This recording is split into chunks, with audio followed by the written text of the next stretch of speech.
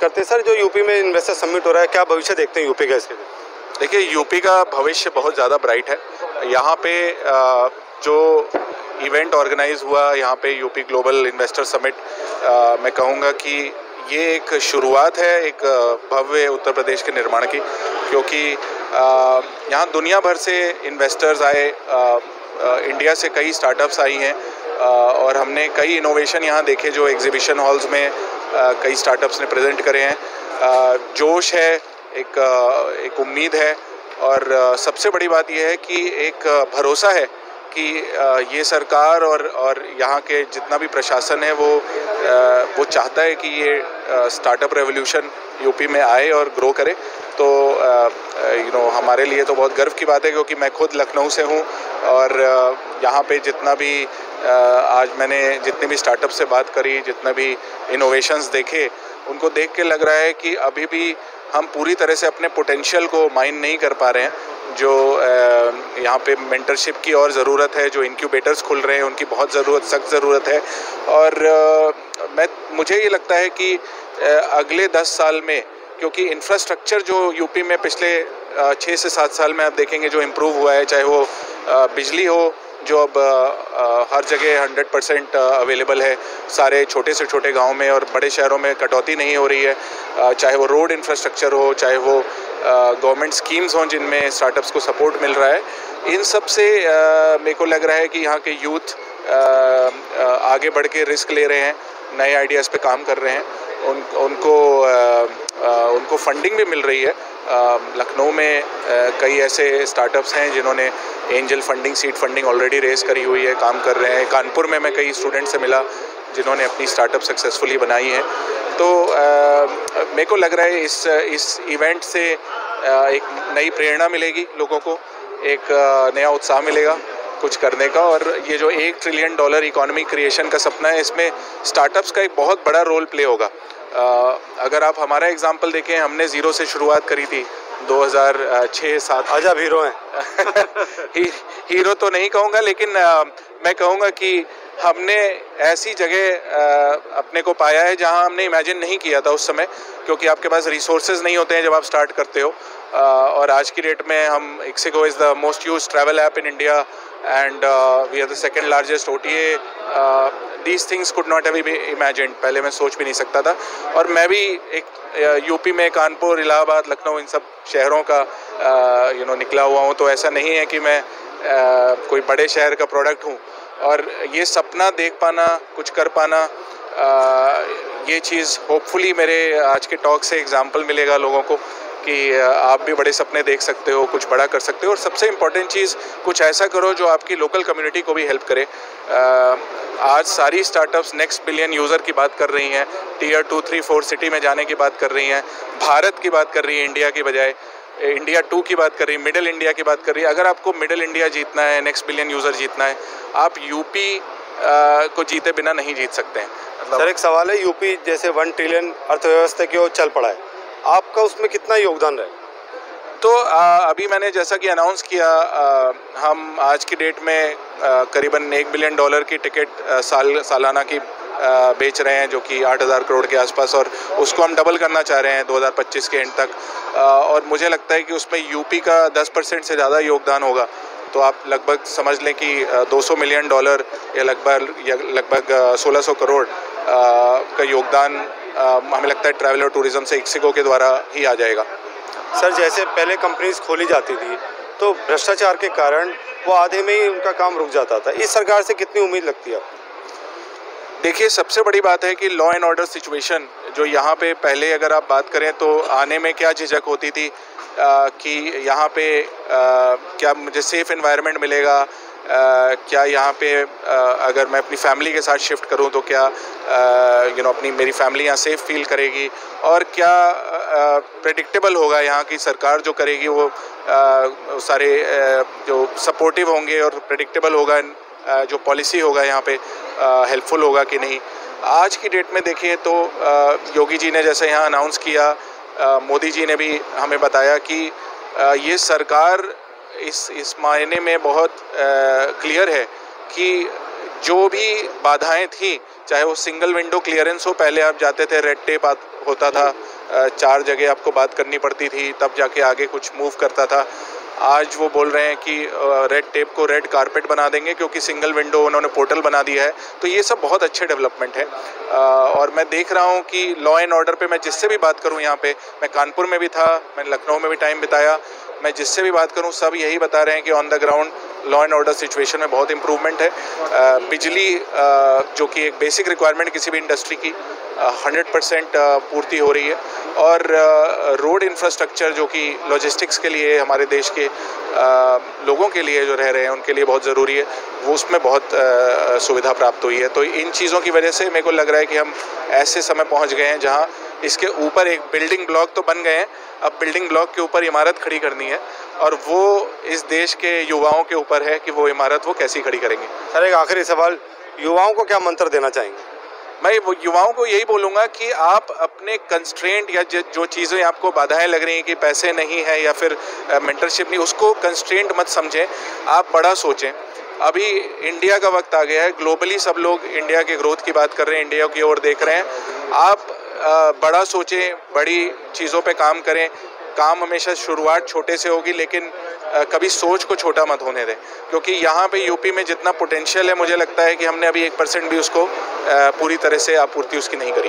बहुत धन्यवाद हमसे बात करने। राहुल गर्ग जी हमारे साथ हैं, इनसे ज़्यादा बात करते हैं। सर बताइए, जो ये इन्वेस्टर समिट है ये कितना ज़रूरी है यूपी के लिए और क्या भविष्य है यूपी का? पहली बात तो देखिए, मैं यूपी से बिलोंग करता हूँ और मेरे को लगता है कि ये जैसे अमृतकाल हम कंट्री में बात कर रहे हैं, ये अमृतकाल यूपी के लिए है अगले 10 साल। जो इस इन्वेस्टर समिट में मैंने जैसा जोश देखा है ऐसा मैंने पहले यूपी में नहीं देखा है। तो वाइल हम नोएडा से चालू हुए थे 7 साल पहले, आई थिंक ये नेक्स्ट 5 से 10 साल यूपी के लिए काफ़ी बढ़िया होने वाले हैं और काफ़ी स्टार्टअप्स एंड इनोवेशन बढ़ने वाली है। सर आपका क्या योगदान है इस?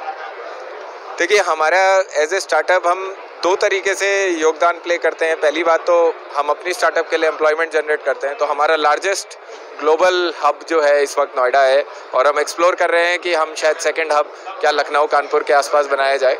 तो एक हमारा ये योगदान है जो कि ऑब्वियसली एम्प्लॉयमेंट जनरेट करता है और रिपल इफेक्ट आते हैं। सेकंड, हम मैन्युफैक्चरिंग सेक्टर के साथ काम करते हैं। तो जैसे कि मैंने बात की कि 10,000 एक्सपोर्टर हैं यूपी के, और अगर वो अपने एक्सपोर्ट को बढ़ाना चाहें, उनकी एक दिक्कत होती है कि उन्हें फाइनेंसिंग और वर्किंग कैपिटल नहीं मिलता है। तो हम अगले 3 से 5 साल में मेरे ख्याल से 5,000 करोड़ तक की एक्सपोर्ट फाइनेंसिंग इन SMEs जो कि एक्सपोर्ट देख रहे हैं या कर रहे हैं और बढ़ाना चाहते हैं, उनको प्रोवाइड कर सकते हैं। सर 1 ट्रिलियन की अर्थव्यवस्था की राह पे चला यूपी, कब तक इसको हासिल कर लें? आई थिंक देखिए, कोई भी हम क्रिस्टल बॉल तो नहीं कह सकते हैं, बट आई थिंक आप रास्ते पे आगे बढ़ते जाते हो, मंजिल अपने आप आ जाती है। अब वो 1 साल प्लस माइनस आएगी, वो किसी को नहीं पता है। धन्यवाद हमसे बात करने। इस यूपी ग्लोबल इन्वेस्टर समिट के अंदर जो IT का आज सेशन था उसके अंदर सुखविंदर जी हमारे साथ हैं, इनसे ज़्यादा बात करते हैं। सर पहले तो बताइए, जो ये इन्वेस्टर समिट हो रहा है ये कितना महत्वपूर्ण है यूपी के लिए? ये मैंने स्पेशली जैसे मेरी स्पीच में बोला था कि मैं यहाँ पे वो नंबर्स का प्रेजेंटेशन देने नहीं आया हूँ, मैं सिर्फ थैंक यू कहने के लिए आया हूँ। टीम यूपी में बोलता हूँ उसको।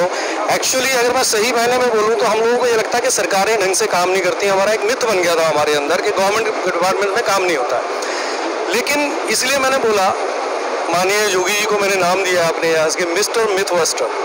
मिथवस्टर मतलब उन्होंने जो हम सोच रहे थे कि सरकार में काम नहीं हो सकता, लेकिन यहाँ पे इन्होंने जो जिस तरीके से अलाइन किया है, वैसे तो अगर यूपी इन्वेस्ट की बात करें, ये तो एक बहुत अच्छा प्लेटफॉर्म है। यहाँ पे हम लोग डायलॉग एक्सचेंज कर रहे हैं, नॉलेज एक्सचेंज कर रहे हैं, अपॉर्चुनिटीज़ हमको मिल रही हैं।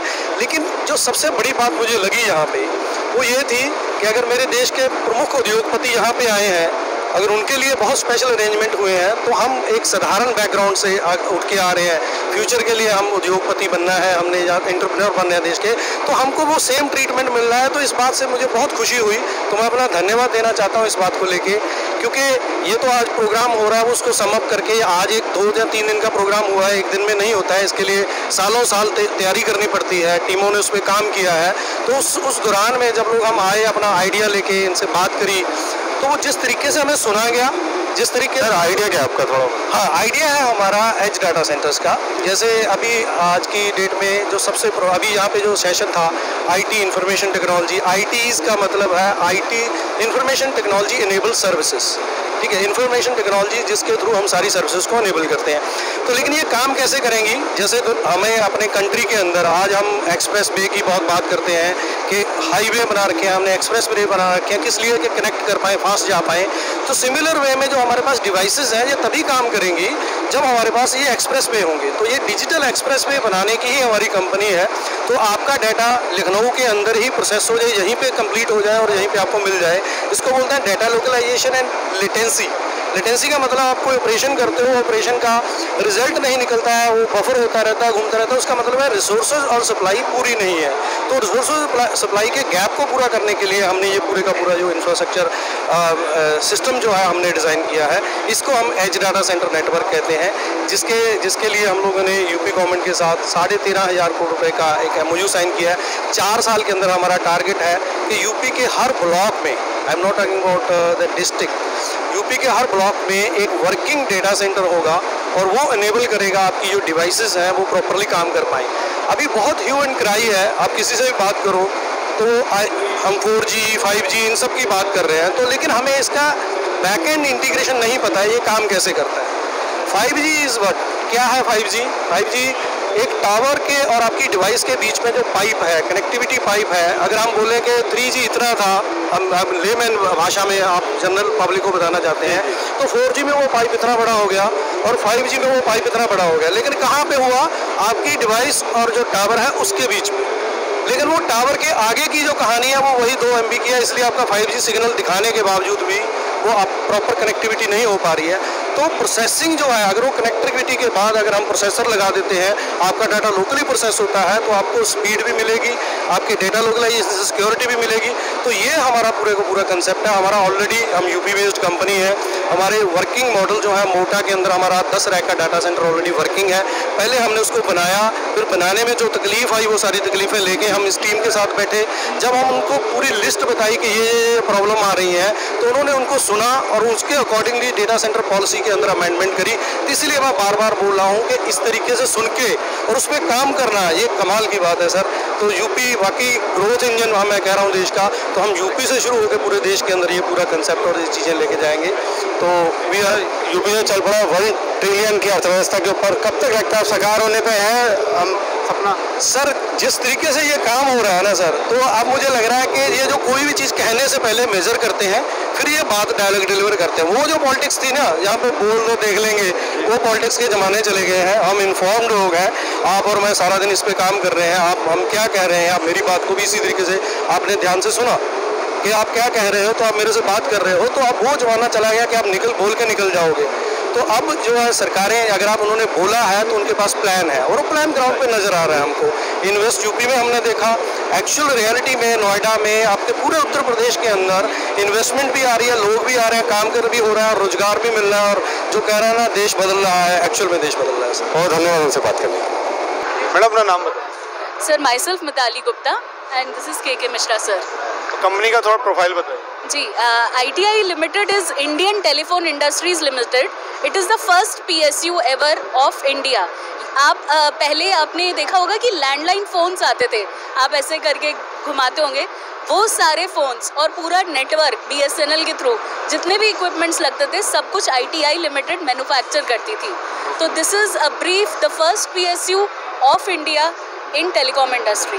मैडम मेरा एक सवाल है, जब से EVM लॉन्च हुआ है वोट के लिए, तब से इसको लेके कोई ना कोई जो अविश्वास पैदा हुआ है देश के अंदर, तो आप मुझे बताइए क्या EVM हैक हो सकता है? EVM हैक आप कर ही नहीं सकते इस वाले EVM को, क्योंकि सर EVM हैक करने के लिए आपको मशीन को छूना तो पड़ेगा, माइक्रो कंट्रोलर तक पहुंचना तो पड़ेगा। जहां पर कोड डाला है आप पहुंच ही नहीं पाएंगे वहां तक। आपने जैसे ही इस मशीन को खोलने की कोशिश करी, पूरा प्रोग्राम इरेज हो जाएगा। आप खोल सकते हो कैसे? मैं खुद, अगर मैं आपको खुद अपना एक्सपीरियंस बताऊं, मैं टचअप टेस्टिंग कर रही थी तो इतनी बार टैम्पर हो गया, तो हमें हर बार इस मशीन को चेंज करना पड़ जाता था, उसकी सर्किटरी जो है। बाकी मैं आपको ज़्यादा डिटेल्स नहीं बता सकती, लेकिन ये बहुत ज़्यादा सेफ सिक्योर्ड है। इसका कोई भी कनेक्शन आप खुद इस मशीन के चारों तरफ घूम के देख सकते हैं, ये कहीं पे भी किसी भी और जगह से नहीं जुड़ी हुई है। इट इज़ वायरलेस, ये पूरा इंडिपेंडेंट मॉड्यूल है, इसकी कोई कनेक्टिविटी नहीं है आउटसाइड वर्ल्ड से।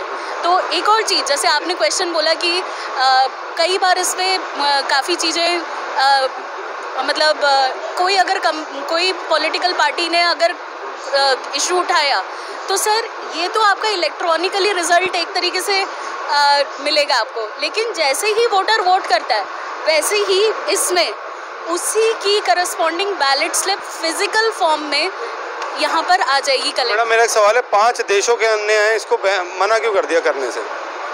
सर 5 देशों ने मना किया है तो अभी तक ये मशीन भी तो नहीं आई है। एक बार ईवीएम को मैडम ईवीएम को बैन कर दिया वहाँ। ईवीएम आया है, लेकिन टेक्नोलॉजी के साथ साथ जैसे डेवलप होता जा रहा है वैसे वैसे नई टेक्नोलॉजीज आती जा रही हैं टैम्पर प्रूफिंग के लिए, तो वो सारी टेक्नोलॉजीज इसमें यूज है। एक बार आने दीजिए मार्केट में, फिर देखते हैं उनका क्या कहना है। बहुत धन्यवाद हमसे बात करने।